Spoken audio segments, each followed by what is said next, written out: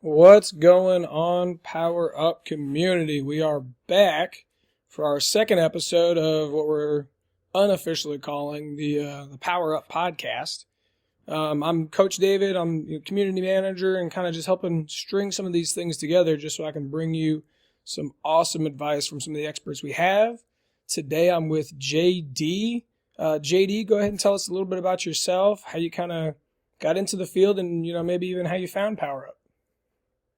Yeah, sure. So essentially my background is in sport and exercise science. I graduated with my master's in, I think it was 2014 now. And then since then, been working within professional sport, so mainly in professional rugby and rugby league as a strength and conditioning coach in a few different countries. And then regarding PowerUp, man, I don't even know how I think it was actually from Zenika's Discord. I think that's how I came across PowerUp in the end, and then here I am now. Very cool. Now that you mentioned that, because last episode I couldn't remember where I found it, and that might be right. Yeah, I think so. I think that was the one. Very cool, very cool. That might have solved the problem that was bothering me. I know you got some pretty cool stuff for us, but we also had kind of in the lead up some questions that were posted to you from one of our buddies, Bodyweight Bane, that wasn't actually going to be able to make it live. So if you want to go ahead and just start with that question, and then we can roll into, just some of the topics you wanted to make sure to cover to help everybody out today. Yeah, sure. We'll freestyle it from these questions. But first one from Bodyweight Bane. So he's talking about hard gainer advice. And he says he hits all his targets, does full body workouts. If you just scroll down a little bit there on that chat, I think he's got some extra information. Yeah, a little further down. Yeah, there you go. Basically, works a physical job, which makes it tough for gaining weight, especially as a high gainer because you're doing so much physical activity. And he essentially trains, I guess you could say, 6 days a week with his weight training, and then tracks his macros. So the first thing is, if you're not gaining weight, the number one reason is you're not eating enough. And he mentions that he's essentially sick of tracking macros now, so he's kind of going by feel. So there's a couple of ways you can go about it. If you're tracking your macros, you need to make sure, obviously, you're in a caloric surplus or eating more. But if you're not tracking macros, there are a few ways you can get extra calories in without feeling like you're overfeeding so much. So obviously, one way to be able to eat more is you just have to eat till you're so full that you feel sick. I had to do that for a long time, and it's just something that you have to do. But there are some tricks that you can use to help get more calories in without having that feeling. So one of them is to add olive oil on, for example, your lunches and dinners. I used to do this. Essentially, a tablespoon of olive oil, you're getting an extra couple of hundred calories per meal, and it's not affecting in terms of anything of your fullness. So you can eat that, get the extra calories without feeling much different, or without altering the taste too much of what you're eating. So that's a really easy way of getting extra calories. Another one is you can have glasses of milk, full fat milk, after breakfast, lunch, and dinner. That's another easy way of getting something in. No matter how full you are, you can probably sip on a glass of milk. Other things you can do, just making sure that you add more fats to your diet, just because obviously there's more calories in a gram of fat than there is in carbohydrates and protein. So it's just an easy way of getting more in. Obviously, you want to keep your carbohydrates generally high, especially if you're training often, especially if you're working a physical job, just because you need that energy. But just adding extra fats can be an easy way to ram more calories down your throat, essentially. And then one more tip is to try drink more of your calories than eating them. Sometimes it's just easier that way, especially if you're chewing a lot of food. Drinking the calories is easier. So simple, like protein shake smoothies where you jam it with things like milk, berries, other fruits, and then you can put in protein powders. You can use oats. You can use even just carb powders like maltodextrin to add the calories and things like that. So those are simple options for eating that you can use each day. Now, regarding the training itself and the things around it, it's a bit tough when you work a physical job. Obviously, the general advice is to do the least amount of stuff possible outside of the gym. But working a physical job, that's impossible. So when it comes to training, then you might need to train less in the gym, because currently I see you're doing like 6 days a week on top of the physical job, and it's just not leaving you enough time to recover between essentially your training sessions, and probably not leaving you enough time even to get enough food in. So I think you would probably see a lot better progress dropping that down to 4 times a week. And then within the 4 times a week, you could just run like an upper lower split within that 4 times, and you can still get the volumes you need. It comes down to, when you're looking to get big, it comes down to essentially the amount of volume you do at high effort. And if you're training 6 times a week, plus you're working a physical job, to reach that effort that you need to grow, plus eat and everything, it becomes quite difficult. And then just to piggyback on that with the protein, he mentioned that when he was tracking, he was trying to hit 0.5 grams of protein per pound of body weight. So that's generally too low. If you're looking to track your macros, you're looking at anywhere between 0.8 to 1 gram of protein per pound. Or if you're working in kilograms, it's around like 1.8 to 2.2, or 1.6, I think, to 2.2 grams per kilogram of body weight. And that's essentially your sweet spot for protein intake. When you're gaining weight, you can go on the lower end. So you can go to that 0.8. Say if you don't like eating a lot of meat or it makes you really full, you can go on the lower end, because the excess calories from carbs and fat are actually protein sparing. So you can still essentially build muscle as you would even with a higher protein intake. If you're losing weight, which a different topic from this chat, but if you're losing weight, you can go on the higher end. So you can go above that 1 gram or 2.2 grams per kilo, as extra protein doesn't seem to have that effect where the extra calories hold on to weight, whereas you can essentially have extra protein, hold more muscle mass, and then bring the rest down. I don't know if there's anything you want me to clarify in there, David, at all, or do you want me to carry on? No, it sounded good to me. One of the things I've definitely seen people run into is trying to wrap their minds around training less. Kind of like what you're saying is, you want those muscles time to recover. You want your body time to absorb those nutrients. But if you're also constantly slamming that activity, and like you mentioned, and having that high activity job, that's just more and more and more calories you have to take in, whereas that extra training may not actually be resulting in more muscle growth. No, exactly.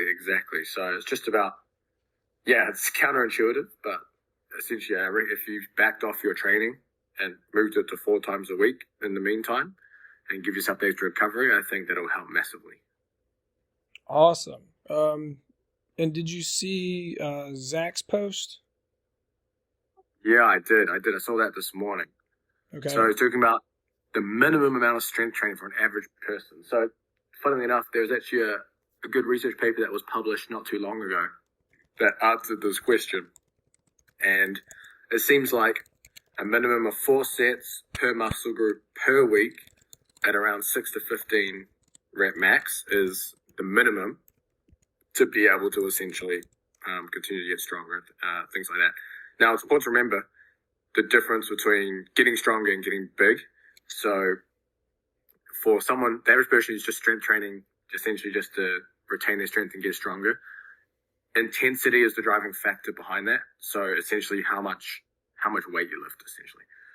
So intensity is the driving factor, not so much the volume. So you can get away with doing less sets per muscle group. So for example, you can do 3 or 4 sets of squats in the week, and that's it. And you can still get stronger if you're using essentially high enough weights. So 85% 1RM or whatever.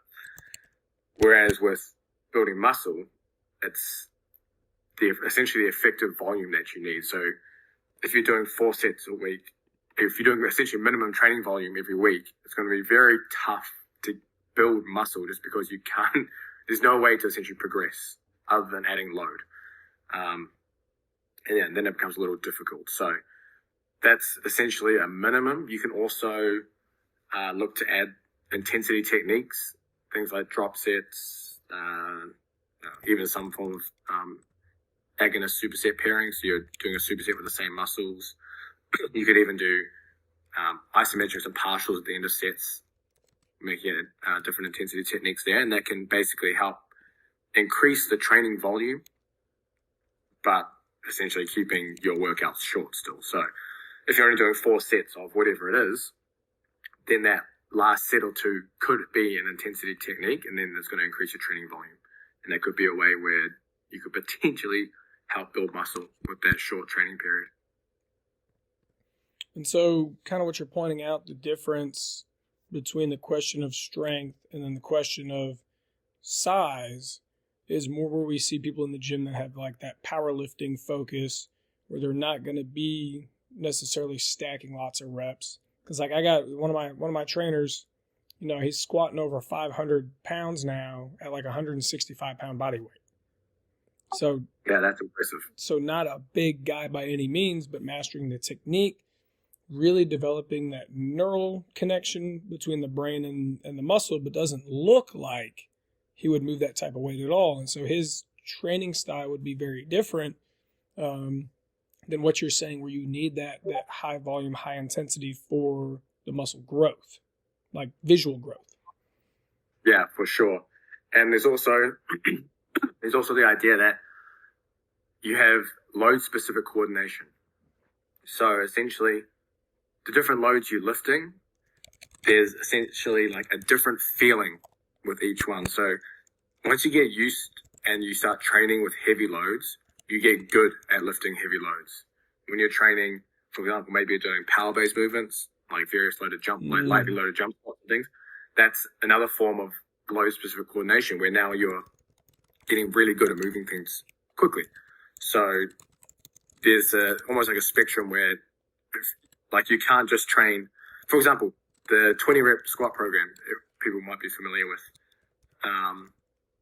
That's generally used to build mass. You're doing, essentially you're taking the idea is you take your 10 RM and do 20 reps, and you do that 3 times a week, which is pretty damn hard and near impossible.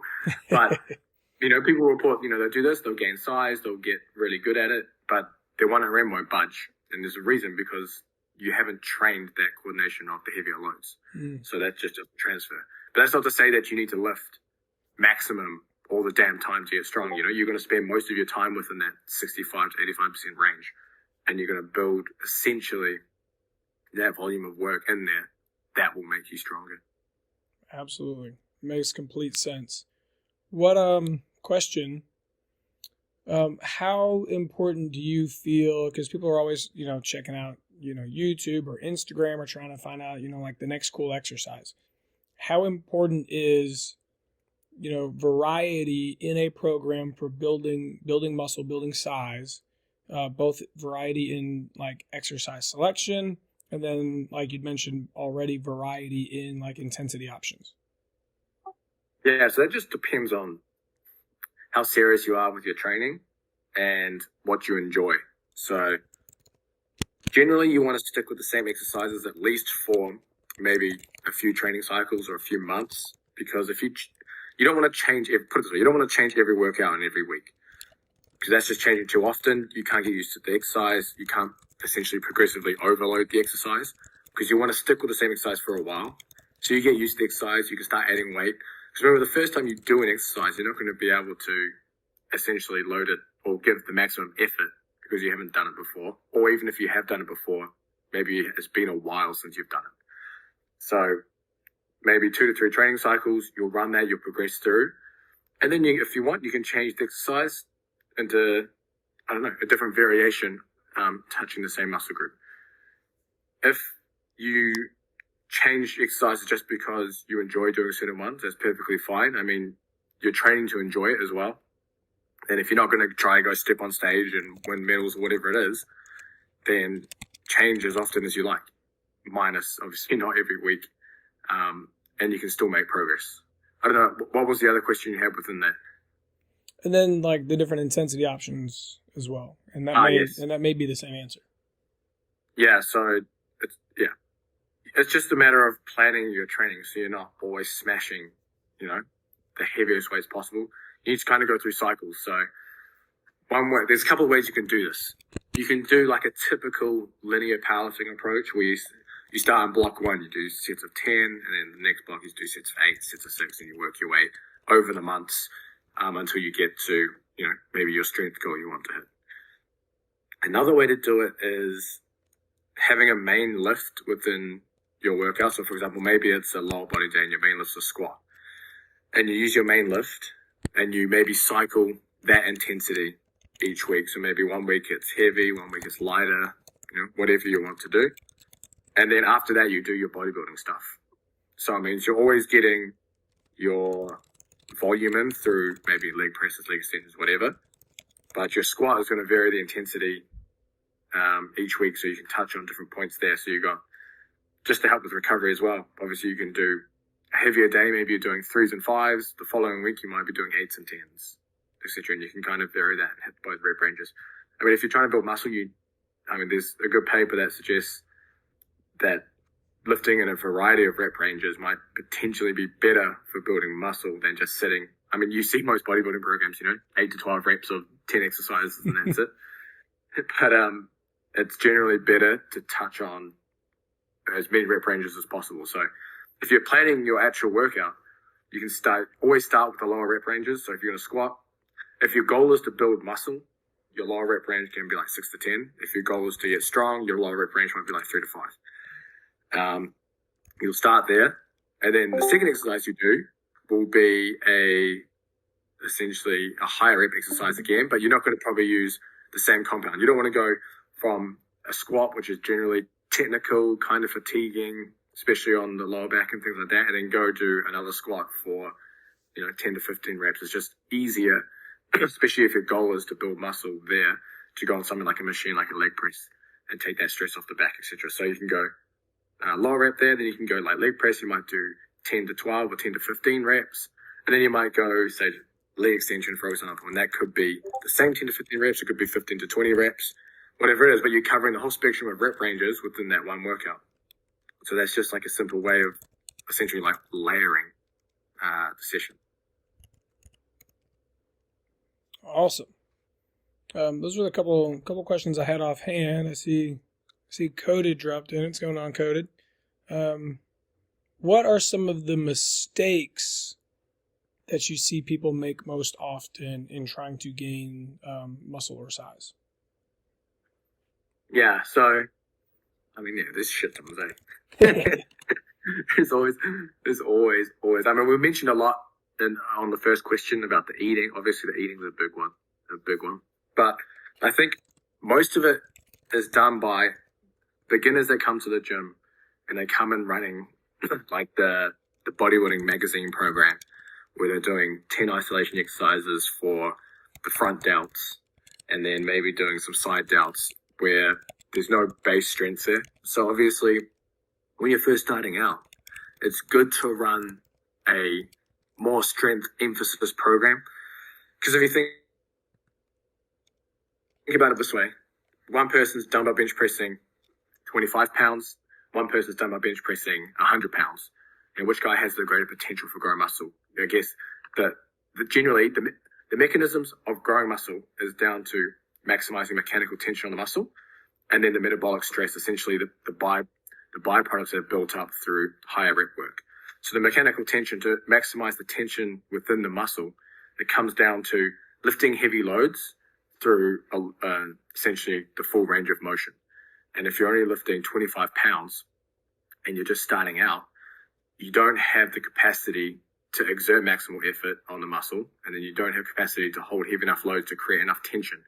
So as you get stronger, you can handle heavier loads, and eventually you just essentially progressively overloading that tension as you get stronger, essentially. And then as you get stronger, you can perform more reps with heavier loads. More reps with heavier loads equals more volume. And so essentially as you get stronger, you're able to perform more volume and essentially grow more muscle. And so kind of taking more of a steady approach with a long-term outlook instead of just coming in and, like you were saying, just kind of trying to smash all those like little minor additional movements hitting those base strength exercises, and what would kind of those base, like across the board, those base exercises be? Yeah, so those base ones are all your typical squat, bench, deadlift, press, pull up, row, lunge. Essentially all the basic ones, the basic movement patterns. But that doesn't mean you can't touch on the other stuff. Just do that stuff first. And then you can finish, you want to do some lateral raises and whatever else. Do that, but do that stuff first and then go into the other things. I mean, even as you get bigger and stronger, that's something that you're probably going to do anyway, unless you're trying to go down the full physique route, and that's like your number one goal. You want to step on stage, or you want to be some kind of Instagram influencer. But even if you're an Instagram influencer, you're probably going to be on gear anyway. But that's pretty much, that actually goes well into the next question. I see Zach asked a question in the chat there. How do you design a training split? So this is obviously dependent on a ton of variables.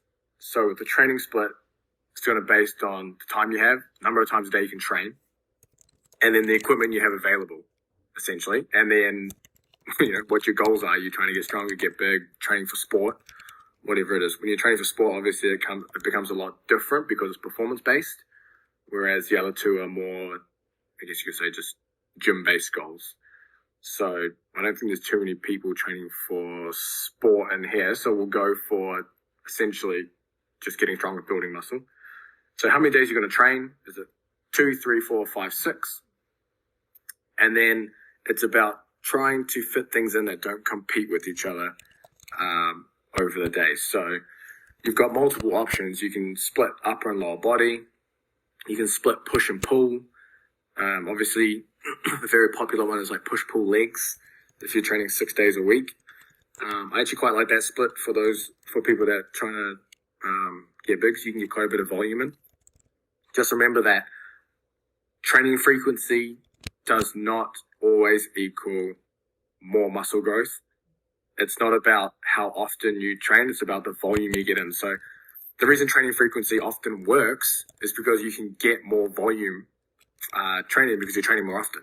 But if you actually equate the volume, say from a 3-day-a-week program to a 6-day-a-week program, you don't see any differences in building muscle. So frequency can actually be a tool to get more volume to build more muscle. But anyway, back to the training split. So it's going to be dictated by the number of days you're doing. Obviously, you have upper, lower, push, pull legs. You can do typical bro split, like chest one day, back the other day. The reason I don't like the bro split too much, just for the general lifter, is because it's tough to get enough volume in for the muscle groups when you're only doing it for one day. And then obviously, by the end of the workout, you're pretty stuffed to really make it effective. So the general recommendation for sets is anywhere from like 7 sets per muscle group per week on the low end. And then on the high end, you're looking at like 20 to 25 plus per sets per muscle group per week. And if you're looking at doing 25 sets of chest on one day, you're going to be absolutely fucked by the time you get to the end of that session. So, while you have that range, you're not going to come in on day one and do 20 to 25 sets of each muscle group for every muscle group for the whole week. That needs to be planned in a way where maybe at the start, you start with 7 to 10 per muscle group. And then as you progress through maybe your training cycles, you're adding more volume before you come back down. But you may not do it for all muscle groups. You're probably not going to go blast maximum volume for quads, hams, chest, back. You just won't make it through the week. So you might look to prioritize there within your training split. And that's another thing to remember with the training split is, are you looking to prioritize certain body parts? So you're doing like a specialization program, or you're looking just for a full body strength program. So if you're looking to, maybe you think, oh man, my legs, they don't match my upper body. So I want to build my legs. So if you're going to specialize in legs, you might do 3 times a week where you're going to train your quads and hamstrings, etc. That means your upper body might be on the back burner where they do minimum volume, maybe only 7 to 10 sets per muscle group per week, but that's only maybe once or twice a week. And that kind of takes the back seat while the legs essentially take the focus for that training split. So yeah, there's a lot of different variables within the training split itself that it's hard to give like really specific advice to be like, here's exactly what to do, because there's so many variables within it, that can change what you do and essentially how you do it. But the main things that just come down to the time you have available, the equipment you have available, what you're trying to achieve, and then essentially you just plug and play from there and just make sure that when you train on Monday, that Monday session isn't going to fuck up your Tuesday session, and et cetera, et cetera. So you don't want to train, for example, heavy squats and hammies on Monday, and then Tuesday you're doing deadlifts and whatever else. No, I think that was a great answer that really touched on a lot of it, and touched on one of the things that I see the most in the gym is when people are kind of going about their workout routines, a lot of times they don't know that they're not taking their goals into account of the workouts that they're doing that they found online. Oh yeah, for sure. Or they don't have a plan at all. Yeah, I mean, the plan at all, I definitely see that one. And like I was working with a girl this morning and she's like, oh yeah, that girl over there, I kind of just watch what she does. Because she kind of looks how that girl wants to look, even though genetically their bodies are completely different. But still, the other girl trains hard and she actually trains pretty smart. So she picked one that at least made some sense. But all the time, I end up talking to people in the gym because I'm just kind of in like a general population gym where what they're doing has I don't want to say nothing, because like just getting in and getting moving helps, but almost nothing to do with efficiently reaching their goals. Yeah, it's a good point too. Like, just because someone looks a certain way and does a certain program doesn't mean that program will make you look like them. Often there's obviously genetic factors. If you're on Instagram, there's gear factors. Yeah. If you're on YouTube, there's also gear factors. Yep. So, yeah. And we have a couple Instagram type people where they go through their entire workout and then they video one random exercise at the end that looks cool that wasn't actually part of their program. Yeah. Hey, that's the whole training world. That's how they get the engagement. Yep. So, be careful. It's not to say that there aren't good people out there, but, take it as a disclaimer. Be careful, kind of following random people and what they're doing. And even if it doesn't turn out bad, it may just be a waste of your time as far as trying to reach your goals. So we've hit about the 30-minute mark. So, JD, anything you want to finish with? No, just to add to that, I mean, if you're following any fitness influencer on Instagram, the general rule is it's probably shit. That's pretty much the general rule. If you want to find, I'm just trying to think where users, if anyone wants to find like really, really good information for training, without plugging my own stuff right now. Right. Go plug it, man. You got your own trainer chat. Go find JD's trainer chat. Yeah, jump in my trainer chat and ask me questions, because I check Discord every day, so I can answer any questions you have. I've got a couple of websites. I've got one called liftbigeatbig.com, and that's geared towards this. This is like strength training, getting big for essentially the average person or anyone who just wants to do it. And that's just essentially answering the most basic questions: how to get big legs, how to build muscle, does flexing. I just did one recently on does flexing build muscle. I did one I posted in the Discord. Are BCAAs worth it? Things like that. So, and I just break down all the science behind it, my experiences as well. And then if anyone's in combat sports, I've got sweetscienceoffighting.com, and that one's geared all towards training for combat sports performance. And that's similar things there, where it's kind of like strength training for MMA, conditioning for jiu-jitsu, et cetera, et cetera. Outside of that, that's pretty much what I'm doing at the moment regarding this stuff. Yeah. Well, JD, thank you so much for your time. That was awesome. We're definitely going to have to, keep pulling you in, because obviously you've got more than enough, knowledge, experience, information, and willing to share it. So I know this is going to be pretty beneficial. I'm actually going to have to upload these notes. I ended up with so many of them. for the general community. So, again, man, I just really want to appreciate you for your time, and I'll be excited to get you on again. No, perfect, man. That we'll definitely do that. I mean, if I can sit here and answer questions, most weeks, so I've got plenty to share. I'm more than happy to share. I enjoy it. Also, the time zone will be different or better because in June, my wife and I are going to move back to Austin, Texas. Ooh. So that should make it a little easier as well. A lot of people have been talking about Texas lately, man. I might have to go check it out if I can. I don't know if I can ever get my wife to move, but we'll see what happens. Oh, yeah. I met my wife in Texas, in Austin, Texas, because we happened to. I moved there for work from New Zealand. She moved there from South Africa. Wow. And then we met there because we had mutual connections in New Zealand through Olympic weightlifting. So she knew my Olympic weightlifting coach before I knew my Olympic weightlifting coach, because she's like a Commonwealth medalist and she's essentially an elite athlete in weightlifting. Wow. And we met there, and then I ended up moving. Well, we moved because I ended up getting a job in Romania, and then back in New Zealand, and then we're like, we want to go back to Austin.